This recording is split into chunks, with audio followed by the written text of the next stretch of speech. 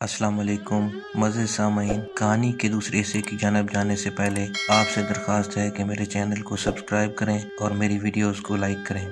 मुझे शब्बू इतनी पसंद आ गई थी कि मैं मरता था न जीता था। मैं हर कीमत पे शब्बू हासिल करना चाहता था, लेकिन मुसीबत ये थी कि एक तो शब्बू दूसरे कबीले की थी और दूसरा मैं शादीशुदा था और मेरे 3 बेटे थे। फिर मेरी बीवी मेरे चचा की बेटी थी। बहुत मुश्किल काम था, लेकिन मैं बाजिद था दिल के हाथों। ये दिल के मामलात भी बड़े अजीब होते हैं। दिल बादशाह होता है। ये सावन में भी रेत के घर बना लेता है। आने पे आ जाए तो रानियों महारानियों पे भी आ जाता है। कभी झोंपड़ी में रहने वाली खाना बदोशों पर भी आ जाता है। दिल का क्या है, दिल तो मासूम बच्चा होता है, जिस चीज को देख ले उसी की तलब कर लेता है। मैंने भागते भागते सिटी का चक्कर लगाया, गाय का हिसाब किताब क्लियर किया। मेरा अब दिल नहीं लगता था सिटी में। मुझे अपना गाँव अब इतना प्यारा लगने लगा था कि दिल करता था वहाँ पे पक्का पक्का ही बसेरा किया जाए। और मैं अपने तौर पे कोशिशें भी कर रहा था कि किसी तरीके गाँव में पक्का पक्का आ जाऊँ। मैंने अपने बाप को सीढ़ी पे चढ़ाया कि सिटी में हर चीज खरीदनी पड़ती है, घास वंडा चारा, और हमारी अपनी जमीन है तो क्यों ना 2-4 एकड़ चारा काश कर लेते हैं। और जो गाय दूध नहीं देती वो मैं इधर लेके आ जाता हूँ। बाप ने कहा जैसे आपकी मर्जी। मैंने फटाफट 2-3 एकड़ चारा काश कर दिया और भाइयों को दूध वाली गाय देकर बाकी 10 गायें दूध वाली और 30-40 गायें जो दूध नहीं देती थी लेकर गाँव आ गया। अब मेरे तो मजे ही मजे हो गए थे। मेरी एक बहन सिटी वाली डेयरी फार्म पर भाइयों के साथ थी, जबकि एक बहन गाँव में अब्बू अम्मी के पास थी। गाँव आके मैं फिर आजाद था, क्योंकि मेरी बीवी और मेरी बहन गायों को चारा वगैरह डालती थी। मैं तो सारा दिन बाइक पे आवारागर्दी ही करता था। सारी सेटिंग करने के बाद मैंने रुख किया मासी साबरा के घर का। मासी साबरा घर में ही थी। आज मैं पहली बार मासी साबरा के घर दिन को आया था, वरना पहले रात को ही आता था। मासी साबरा से शब्बू के हालात पूछे तो मासी साबरा कहने लगी कि भाई शब्बू को मैंने हर तरह से इम्प्रेस किया है, लेकिन शब्बू तो आपका नाम भी नहीं सुनना चाहती। मुझे तो सारा खोता ही कुएं में गिरता नजर आ रहा था कि कितनी जद्दोजहद की है शब्बू की खातिर, और शब्बू तो मुंह भी नहीं लगाती। ये मेरी बहुत बड़ी तौहीन थी। मैं तैश में आ गया और 10,000 रुपए निकाल कर मासी साबरा के हाथ में दे दिए और कहा कि अब आप पहेलियां न डालें, बल्कि डायरेक्ट शब्बू को बोलें कि नदीम आपसे बात करना चाहता है मोबाइल पे। शब्बू कई दिनों से आपके साथ गपशप करती है, वो किसी को नहीं बताएगी। बस आप उसे किसी तरीके एक बार मोबाइल पे बात करने पर आमादा करें, आगे मैं जानूं और मेरा काम। मैं कल आपको एक छोटा सा नोकिया का मोबाइल दे जाऊंगा। नया प्लान तैयार करके मैं मासी साबरा के घर से निकल आया। दूसरे दिन सिटी से 2600 रुपए का एक नोकिया का मोबाइल खरीदा, सिम खरीदी और 500 बैलेंस लोड करवा के जेब में रख लिया। दूसरे दिन रात के वक्त मासी साबरा के घर गया और मोबाइल मासी साबरा को दे दिया कि आप किसी तरीके शब्बू को राजी करें कि बस 2 मिनट बात कर ले, वरना मैं मर जाऊंगा। शब्बू को कहना कि बात मरने मारने पर आई हुई है। खैर मासी साबरा ने किसी तरीके शब्बू को राजी कर ही लिया बात करने के लिए। दोपहर के कोई 12 बजे का वक्त था और मैं चक के अड्डे पे बिलियर्ड खेल रहा था कि मुझे कॉल मौसूल हुई। मैंने हेलो किया तो नस्वानी आवाज आई, कौन है? मैंने कहा नदीम हूँ, आप कौन है? आगे से शब्बू ने कहा जिस माँ की तरफ मोबाइल भेजा है वही बोल रही हूँ। मेरी तो एकदम सभी तारें शॉर्ट हो गयी। इतनी जल्दी शब्बू बात कर लेगी? क्योंकि मुझे 6-7 माह हो गए थे शब्बू के पीछे पड़े हुए। मैंने एकदम सीरियस होकर अपनी सारी कारागरी लगाई और अपने मेहराना तरीके से शब्बू को घायल किया कि देखो शब्बू, बहुत अरसे से आपको देखता आ रहा हूँ और जब से देखा है न जाने क्या हो गया है। रात को नींद नहीं आती, दिन को चैन भी नहीं आता, न कहीं खड़ा हुआ जाता है न ही कहीं टिक के बैठा जाता है। बस घुमर घेरियां पड़ी हुई हैं और कुछ समझ नहीं आती कि क्या मामला है। जब से आपको देखा है तब से यही सूरत हाल है। शब्बू चुपचाप सुनती रही, फिर बोली कि मैं क्या करूं, ये आपका मसला है। किसी डॉक्टर को चेक करवाएं, अल्लाह तौबा करें और 10 दिन तबलीगी जमात के साथ चले जाएं, अल्लाह पाक सुकून देगा। मैंने कहा शहजादी, डॉक्टर ही आप हैं और आप ही मेरा इलाज करें, वरना मरीज तो आपके रास्ते में ही जान दे देगा। मैंने अपने सभी तजर्बे शब्बू पर सर्फ कर दिए थे, लेकिन शब्बू किसी भी तरीके लाइन पे नहीं आ रही थी। आसिफ सावल साहब ने खूब लिखा है कि खड़ूस तबीयत और घुसीली लड़कियां पहले नंबर पे तो मोहब्बत करती ही नहीं, अगर कोई ये किला फतह कर ले तो फिर घुसीली लड़कियां मोहब्बतें गजब की करती हैं। शब्बू ने कहा कि मैं ऐसी वैसी लड़की नहीं हूँ, आप मेहरबानी करें कोई और ढूंढ लें, मेरा कबीला बहुत सख्त है, जान से मार डालेंगे। मैंने कहा मोहब्बत करने वाले मौत से कहाँ डरते हैं। शब्बू ने कहा कि एक तो आप शादीशुदा हैं, दूसरा आपके बच्चे भी होंगे, मोहब्बत कैसी है ये? मैंने कहा आपको कैसे पता चला कि मैं शादीशुदा हूँ? शब्बू कहने लगी कि कपास की चुनाई करते वक्त जब आप ट्रैक्टर पर दुखी दुखी की चलाया करते थे तो औरतें बातें करती थीं कि ये हाजी के बेटे को क्या दुख लग गया है, इतनी खूबसूरत बीवी है इसकी और 3 बेटे भी हैं, फिर भी ट्रैक्टर पर अकरम राय के दुखी गीत सुनता है, जैसे 5-10 माशूकें एक साथ छोड़ गई हों उसे। मेरा तो दिल खुश हो गया कि चलो शब्बो मेरे ट्रैक्टर वाले गीत तो सुनती थी। मैंने अपने तजुर्बा महारत से आखिर शब्बो को अपनी तरफ माइल कर ही लिया, लेकिन शब्बो ने कहा मैं हर रोज बात नहीं कर सकूंगी, कभी कभी मवेशियों के लिए चारा लेने जाऊंगी तो बात कर लिया करूंगी। मेरा दिल तो नारे लगाने को करता था, क्योंकि मुझे ऐसा लगता था जैसे मैंने सोमनाथ का किला फतह कर लिया है। शब्बो और मेरी मोहब्बत रवानी पकड़ रही थी, लेकिन अभी तक ये पाक मोहब्बत थी, कुछ गलत न था। वैसे भी मैं शब्बो का दीवाना हो चुका था और किसी हीले बहाने से शब्बो से शादी करना चाहता था। मैंने शब्बो खातिर अब उसके गाँव जाना भी शुरू कर दिया था और हीले बहाने से शब्बो के कजन्स को दोस्त बना लिया था और उनको कभी अड्डे के होटल से कढ़ाई खिला देता, कभी जूस पिला देता। शब्बो के कजन मेरे मुरीद हो गए, लेकिन उनको ये बिल्कुल भी इल्म न था कि ये किसी और की जूतियों का सदका है। हमारे एक रिश्तेदार की शादी थी। मैंने शब्बो के कजन्स को शादी में दावत दी और मेहंदी की रात शादी वाले घर एक अलग कमरे में शानदार महफिल जमाई। बहुत से फ्रूट, मिठाई, कोल्ड ड्रिंक्स मंगवाए गए और शब्बो के कजन की खूब खातिर तवाज़ो की गई। शब्बो के कजन मेरे और ज्यादा दोस्त बन गए और फिर वो अपने गाँव में मेरी दावत करने लगे। मैं यही तो चाहता था। एक दिन शब्बो ने कॉल की। शब्बो डायरेक्ट कॉल करती थी, क्योंकि मिस कॉल देने और फिर बैक कॉल का इतना टाइम नहीं होता था। बैलेंस तो मेरा ही खर्च होता था, क्योंकि मैं दूसरे तीसरे दिन 500 या 1000 शब्बो के नंबर पर इजी लोड करवा देता था। मैंने शब्बो को कहा कि मैं एक बार आपसे मिलना चाहता हूँ। शब्बो ने कहा नहीं नहीं, किसी को पता चल गया तो मार डालेंगे, हमारे कबीले के लोग बहुत सख्त हैं। काफी वर्ष पहले हमारे कबीले की एक लड़की ने आपके कबीले के लड़के से मोहब्बत की थी और हमारे कबीले वालों ने उस लड़की को कुल्हाड़ियों से काट डाला था। मैंने कहा कुछ भी हो जाए मैंने आपको मिलना है। बड़ी मुश्किल शब्बो को मुलाकात के लिए राजी किया। शब्बो ने कहा कि रात 12 बजे हमारे मवेशियों वाले बेले में आ जाना। मेरा दिल बहुत खुश था। शाम से ही मैंने खूब तैयारी शुरू की। तैयारी ऐसे की कि जैसे ईद पढ़ने जा रहा हूँ। रात के 11:30 बजे मैं शब्बो को मिलने के लिए घर से निकला। अपनी हिफाजत के लिए मैंने 30 बोर पिस्टल भी उठा लिया, क्योंकि कुछ पता नहीं था शब्बो का कबीला वाकई बहुत खतरनाक था और गैरतमंद लोग थे। लड़कियों के मामले में तो बहुत ही ज्यादा सख्त थे। मैं 11:45 बजे तक शब्बो के गाँव के बाहर पहुँच गया। दिसंबर की यकबस्ता रात थी और कुत्ते भी सर्दी के मारे कहीं दुबके हुए थे। मैं शब्बो के मवेशियों वाले बेले से थोड़ी दूर खेतों में ही बैठ गया, क्योंकि शब्बो ने रात 12 बजे मिलने को कहा था। अभी 15 मिनट बाकी थे 12 बजने में कि यकायक फायर चलने की आवाज आई। फायर 12 बोर रिपीटर से किया गया था। मैं तो एकदम खेतों में लेट गया। मैंने अपनी हिफाजत के लिए अपना पिस्टल निकाल कर लोड कर लिया और अलर्ट हो गया कि शायद लड़की वालों को शक हो गया है, तभी हवाई फायर किया गया है। चंद लम्हे ही गुजरे थे कि चोर चोर की आवाजें बुलंद होने लगी और 2 मिनट में पूरा गाँव जाग गया। यके बाद दीगरे हवाई फायरिंग होने लगी और मुझे कुछ हौसला हुआ कि शब्बो के गाँव में चोर आए थे और फायरिंग चोरों की खातिर की जा रही थी। पूरे 12 बजे मुझे शब्बो की कॉल आई कि कहाँ हो। मैंने कहा आपके मवेशियों वाले बेले के करीब खेतों में छुपा हुआ हूँ। शब्बो ने कहा हमारे गाँव में चोर आए थे और पूरा गाँव जाग गया है। मेरे अब्बा और भाई भी बंदूक लेकर बाहर गए हुए हैं। आप जहाँ भी हैं वहीं लेटे रहें और 2-3 घंटे बाद जब अमन हो जाए तो खामोशी से वापस चले जाना, फिर कभी मिल लेंगे। हाय रे मोहब्बत तेरी मेहरबानियाँ। रेशम के पलंगों पे सोने वालों को आज नीचे जमीन पे लेटने पर मजबूर कर दिया था और खेतों में सांप बिच्छू भी कसरत से होते हैं, लेकिन दुबक कर लेटना मेरी मजबूरी थी। अगर जरा सी हरकत करता तो गाँव वाले तो बंदूकें लेकर पहले ही इधर उधर घूम रहे थे। काफी देर तक शोर होता रहा और कोई रात के 2 बजे चुप चड़ंग हो गई। मैं खामोशी से वहाँ से उठा और कपास की फसल के अंदर अंदर ही शब्बो के बेले से दूर से रखना शुरू हो गया। दिसंबर की ठंडी रात थी और खून मुंजमद होने लगा था। मैं शब्बो के बेले से 3-4 एकड़ दूर जाकर गाँव वाली इसके सड़क पर चढ़ गया, लेकिन जैसे ही मैं सड़क पर चढ़ा तो गाँव के कुत्तों ने मुझे शायद देख लिया था। ये कुत्तों को रात के अंधेरे में भी नजर आता है, ये मुझे उस वक्त पता चला। कुत्ते शायद फायरिंग से जागे हुए थे और लोगों के बाद अब कुत्ते गाँव की निगरानी कर रहे थे। मुझे जैसे ही सड़क पर चढ़ते देखा तो कुत्तों ने एक साथ भौंकना शुरू कर दिया, जैसे वो गाँव वालों को बता रहे थे कि जिन चोरों को आप ढूंढ रहे थे वो अब सड़क पर चढ़ गए हैं। कुछ शरीर कुत्ते तो मेरे पीछे भी भाग पड़े थे। गाँव वाले शायद मुताद थे और सोए नहीं थे। एक बार फिर पूरा गाँव फायरिंग से थरथरा उठा। कहीं से 12 बोर रिपीटर की ठा की आवाज आती तो किधर से 30 बोर पिस्टल की ठा